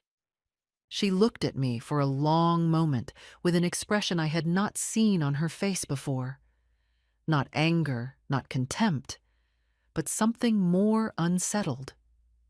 She had come in holding the coffee and the memory of morning tide and the soft mention of Daniel's sleeplessness, and none of it had worked, and she wasn't sure what to do next. She left without saying anything else. From my window, I watched her cross the parking lot. She walked slowly, which told me she was thinking. She sat in her car for 3 minutes before she drove away, which told me she was shaken. I called Linda Pierce that afternoon. Linda had been my closest friend since we'd taught 5th grade together in Columbus 20 years ago. She lived in Sarasota now, 40 minutes south, and she arrived at the motel at 4 o'clock with a casserole dish, a bottle of Riesling, and the particular energy of a woman who has been waiting to be useful. She sat across from me while I told her everything, from the lottery terminal at Publix to Jennifer's coffee and the envelope I had handed back. She did not interrupt. When I finished, she refilled my glass and said, "Margie, you know what you're doing is right." "I know," I said. "Do you?" She looked at me steadily. "Because you've got that look you used to get when a parent challenged a student's grade. Like you're sure, but you're bracing." I thought about that. I suppose I'm bracing for what comes next. What comes next is they get ugly, Linda said. And then you win. She stayed 3 days. We walked on the beach. We played gin rummy. We drove to a farmer's market in Dunedin where a man sold Meyer lemon marmalade, and I bought 4 jars, because sometimes a thing means something, and you let it. Linda told me about her garden, about her new neighbor, about a book she'd read. She talked about ordinary life with the generosity of someone who understood that ordinary life was precisely what I needed to remember existed. When she left on Friday morning, she hugged me in the parking lot for a long time. "Call me every day," she said. I did. They came together the second time, which told me the first approach had been evaluated and found insufficient. Daniel called that Saturday morning to ask if they could meet with me. Not at the motel this time, but at a restaurant, neutral ground, somewhere public. The choice of venue was Jennifer's idea, I was certain. Public spaces imposed behavioral constraints that she calculated would work in her favor. They would seem reasonable, moderate, civilized, and I would be less likely to make a scene. She did not understand that I had no intention of making a scene. Scenes were not my instrument. I chose the time and place, a diner on Drew Street that I had eaten breakfast in twice during the previous week, and whose corner booth I had specifically identified as offering clear sightlines to both the entrance and the parking lot. I arrived 15 minutes early. I had my phone charged and my attorney's number queued. I ordered coffee and read 3 pages of the novel I was carrying before they walked in. Daniel looked worn. I will say that honestly. He was thinner than I remembered, which was strange given that it had been less than 3 weeks, and he held his shoulders in the way he had as a teenager when he had done something he couldn't undo. He slid into the booth across from me, and Jennifer sat beside him. And for a moment we simply looked at each other across a laminate table with a small plastic menu holder and a ceramic sugar dispenser. "Mom," Daniel said. His voice cracked slightly on the word. I had prepared myself for this. A mother's love for her son is not a light switch. I want to be honest about what it cost me, sitting across from him in that diner, to feel the pull of 44 years of love and then hold my position anyway. It cost something. I am not a woman made of stone. "I'm listening," I said. Jennifer had dressed carefully, not formally, which would have seemed threatening, but warmly, in a rust-colored blouse and small gold earrings. She had calculated her presentation to the last detail, and I noted each detail with the thoroughness of a woman who had spent 30 years teaching children to pay attention. What followed was a performance.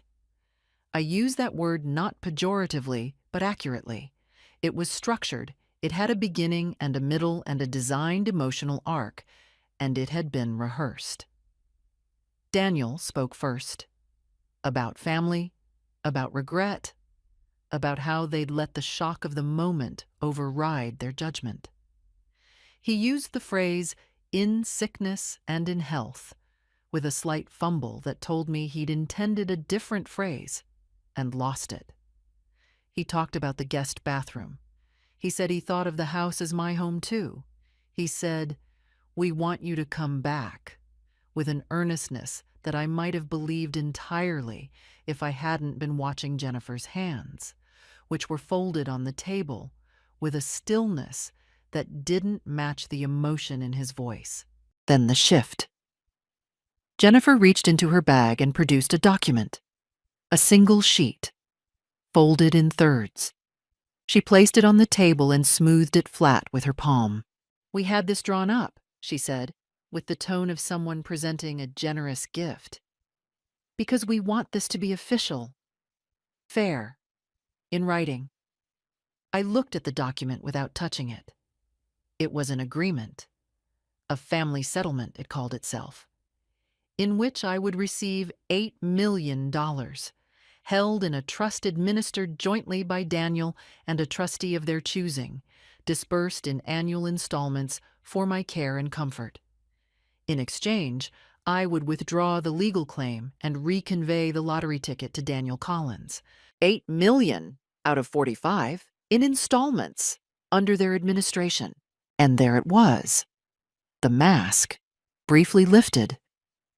Not the reconciliation they had performed across 12 minutes of careful conversation, but the transaction they had been building toward since the moment Daniel's face went blank at the breakfast table. The coffee from Morning Tide had been the soft version. This was the hard version wearing the soft version's clothes. I looked at Daniel. He was looking at the document, not at me. "Daniel," I said quietly, "look at me." He did, and to his credit and his shame, he couldn't hold my eyes. "You were 4 years old," I said, "when you had pneumonia, 104 fever for 2 days. I sat next to your bed the entire time.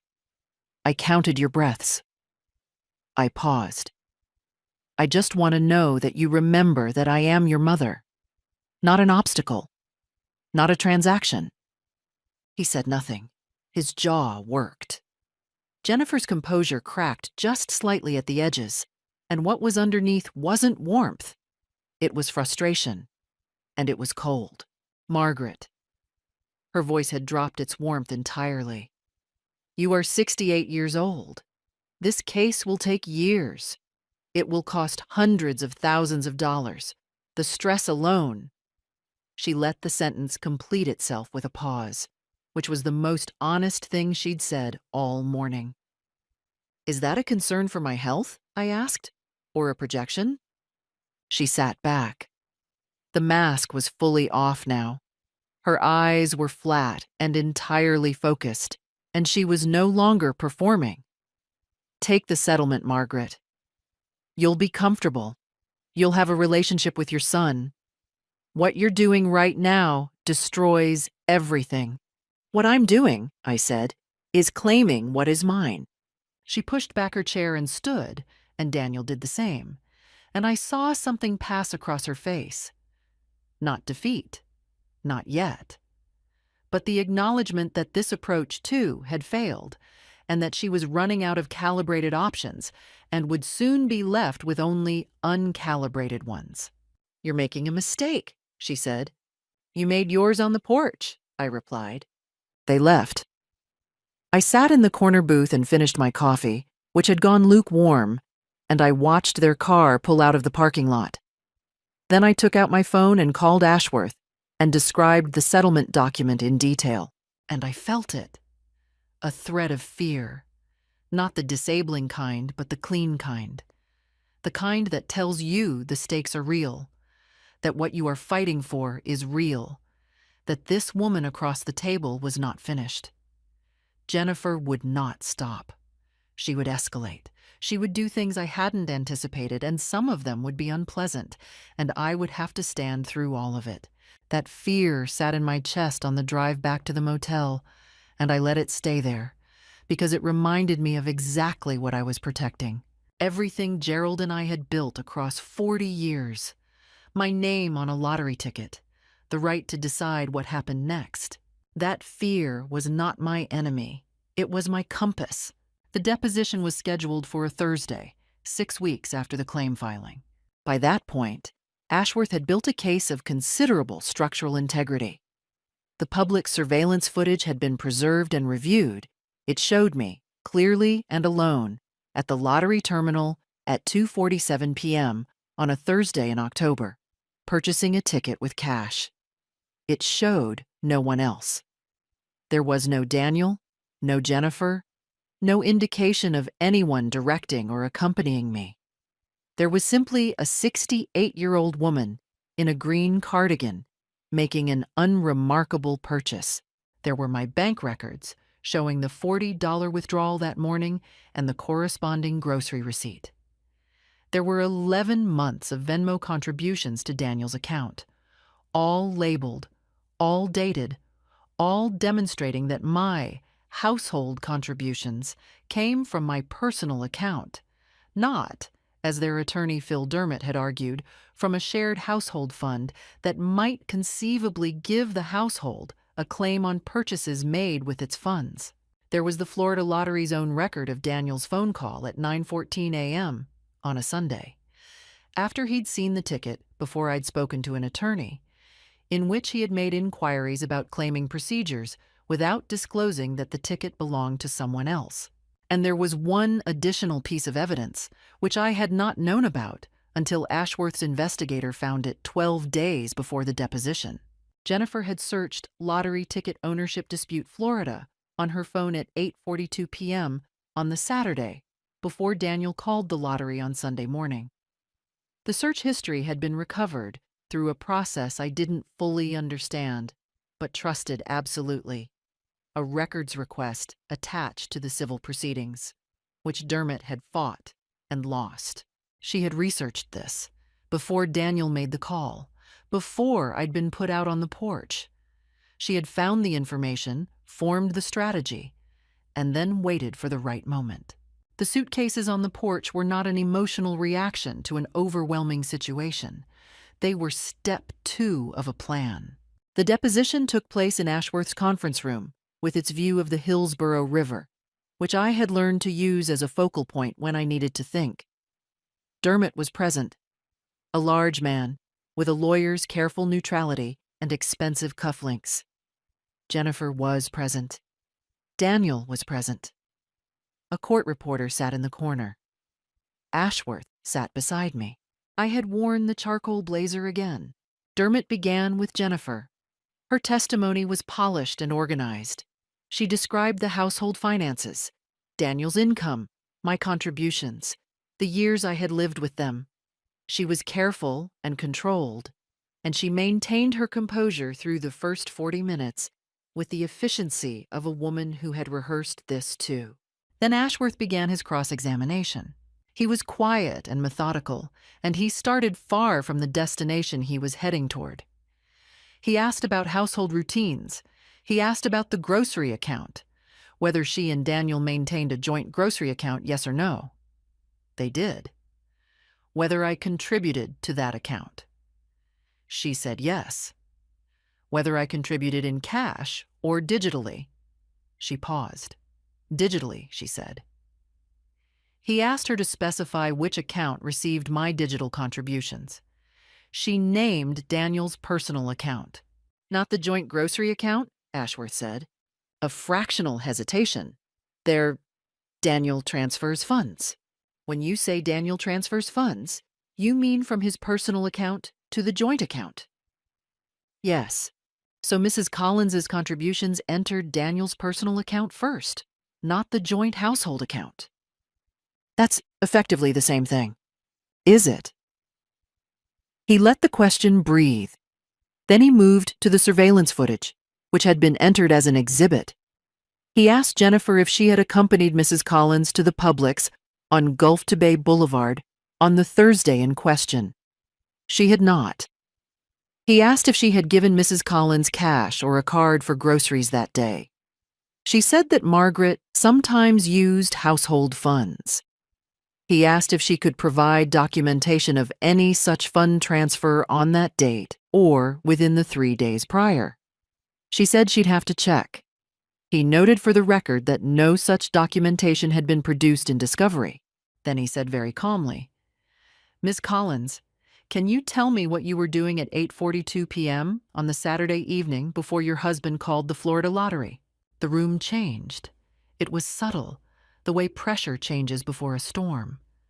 Nothing dramatic, just a shift in the quality of air. I don't recall specifically," she said. Ashworth placed a document in front of her. "I'm showing you Exhibit 14, a record of internet searches conducted from a device registered in your name." He read the search term aloud. He read the timestamp. He looked at her across the table with the patience of a man who has been here before and knows exactly how long it takes. Jennifer looked at the document. She looked at Dermott. She looked at Daniel. In the space of those 3 glances, I saw the entire architecture of her plan, the strategy, the research, the performance, the coffee cup from Morning Tide, the settlement document folded in thirds, crack from load-bearing wall to surface detail. She started.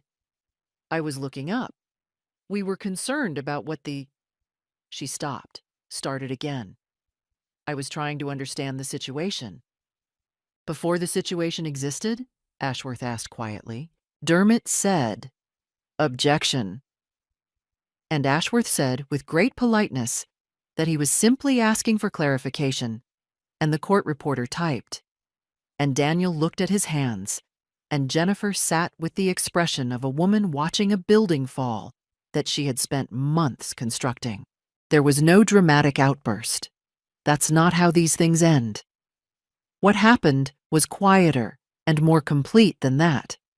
Jennifer's narrative, the overwhelmed family, the shared household, the innocent shock, could not survive a timestamp. She had researched ownership law the night before Daniel made the phone call, which meant she had known before the call what she was attempting, which meant the entire framework of family misunderstanding was a construction, not a description. I sat in the charcoal blazer and looked at the Hillsborough River and said nothing. I didn't need to. The judge's ruling came on a Tuesday morning in February, and Ashworth called me at 9:15 to read me the relevant paragraph, which I have since memorized. The evidence presented establishes, by a preponderance of evidence, that the lottery ticket bearing draw number 847-MF was purchased by Margaret E. Collins using personal funds drawn from her individual account, at a location and time consistent with her documented movements, with no evidence of contribution, direction, or joint intent from any other party. The ticket is the sole property of Margaret E. Collins. The injunction is hereby made permanent. The counterclaim is dismissed. Dismissed. Not reduced, not compromised, not settled at a number that anyone in a restaurant had decided was appropriate for my care and comfort. Dismissed. I was sitting in a coffee shop when Ashworth called, a place called Harbor Grounds that I had found in my 4th week at the motel, and that had become something like a headquarters. I put down my cup and looked out at the water, and let the sentence complete itself in my mind a few times. The ticket is the sole property of Margaret E. Collins. $45,200,000. My name. The Lottery Commission had already confirmed the processing details. After the mandatory lump sum/annuity election, I chose the lump sum because I was 68, and Gerald had taught me not to count on installments. And after federal and state taxes, the amount that would arrive in my newly established individual account at a bank I had chosen, specifically because neither Daniel nor Jennifer had ever banked, there was $26,400,000. I sat in Harbor Grounds and had a second cup of coffee, and I let it be ordinary for a moment. Just a woman, a cup of coffee, a window. Then I called Linda. She didn't speak for several seconds. Then she said, "Margie," with the particular emphasis of a 60-year-old friendship, the kind that contains an entire history in a single inflection. "Yes," I said. She laughed, and I laughed. And 2 people at the next table looked over with the mild curiosity of people witnessing a happiness they can't explain. There were practical consequences for Daniel and Jennifer that I will describe with the factual care they deserve. Dermot had filed the counterclaim aggressively, which meant its dismissal came with a cost award. They were ordered to pay a portion of my legal fees, which were substantial. Dermot's own fees, which I was told were considerable, were entirely their responsibility. The legal action had taken nearly 5 months and generated the kind of paper trail and public record that attaches to a person in the way that ink attaches to fabric, indelibly. Daniel had, during the proceedings, been deposed himself. His testimony had not served him well. He had admitted to photographing the ticket numbers before I was asked to leave, which suggested premeditation rather than impulse. He had admitted that his Sunday morning call to the lottery had been made without informing me.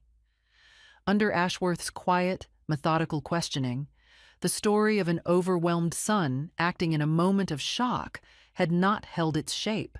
I did not feel triumphant about Daniel. I want to be honest about that too. I felt something more complicated. A grief with firm edges, the kind you know won't soften entirely, the kind you eventually make space for, rather than resolve. He was my son. He had looked at the lemon tree. Those two facts would always exist in tension, and I had accepted that they would. Jennifer faced a separate consequence I had not anticipated and had not sought. Her employer, the medical billing company, conducted an internal review when the civil case generated local press coverage. The review found several discrepancies in billing practices associated with her account. Nothing that the civil case had touched, but the scrutiny the case brought had turned over rocks that might otherwise have stayed in place.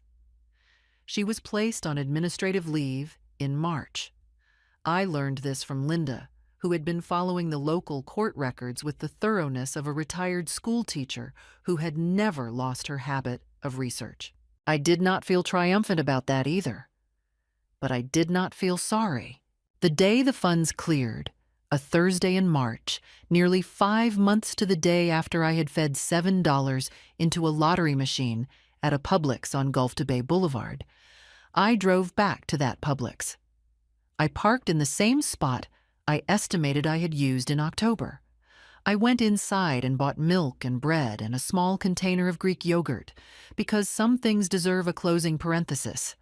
And at the checkout, on impulse, I bought a scratch ticket. I won $4. I laughed all the way to my car. By April, I had a home. Not a condo selected by Jennifer's careful eye for other people's limitations.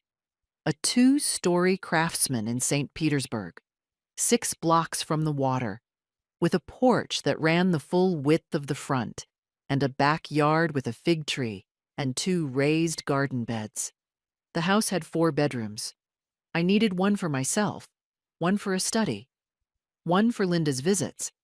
I painted it the blue of the Gulf on a clear morning, and left the 4th empty, because some spaces need to be empty before you know what to put in them.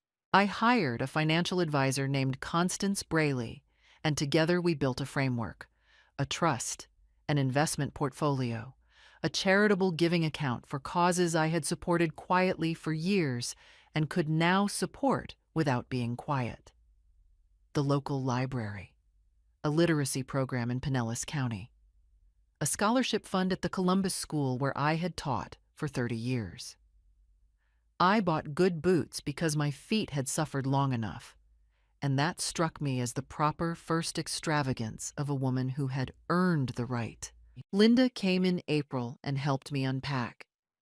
We arranged the kitchen the way I wanted it, put a radio on the windowsill, and ate takeout Thai food on the living room floor. "This is your house," she said, looking around. "How does it feel?" I thought about it honestly, like a sentence that ends correctly. I volunteered Wednesday afternoons at an adult literacy program, helping a 41-year-old named Marcus work toward his GED. By August, he read me the first paragraph of his completed essay, and I was prouder of that than of almost anything else that year. As for Daniel and Jennifer, the legal fees had required refinancing the house on Pelican Drive at an unfavorable rate. Daniel lost a major insurance client in the quiet way business is sometimes lost, without explanation. Jennifer's administrative leave became a termination by May. The billing discrepancies had not survived a compliance review. She was working, I was told, as a medical office coordinator at a clinic in Clearwater. They were still together. That surprised me, and then didn't. People of a certain type stay because leaving requires confronting what you've done alone. I turned 69 in June. Linda drove up. Constance brought wine. Barbara from the walking group brought a cake. And we sat on the porch as the sun went down over the rooftops. Marcus sent a card. Happy birthday, Mrs. Collins. Thank you for everything. He had addressed it in his new handwriting. Careful, large, getting better every week. I put it on the windowsill next to the radio. Some things you keep where you can see them. They mistook my patience for weakness, my quietness for ignorance, my age for irrelevance. And they forgot the most basic rule of a long life. The person who says least often knows most. I didn't win because of the money. I won because I kept my name on what was mine and refused to be moved from the truth. What would you have done? Standing on that porch, watching your suitcases in the humidity? Would you have taken the settlement? Kept the peace? I'd love to know. Leave a comment below. Share this story if it reached you. And thank you, truly, for listening.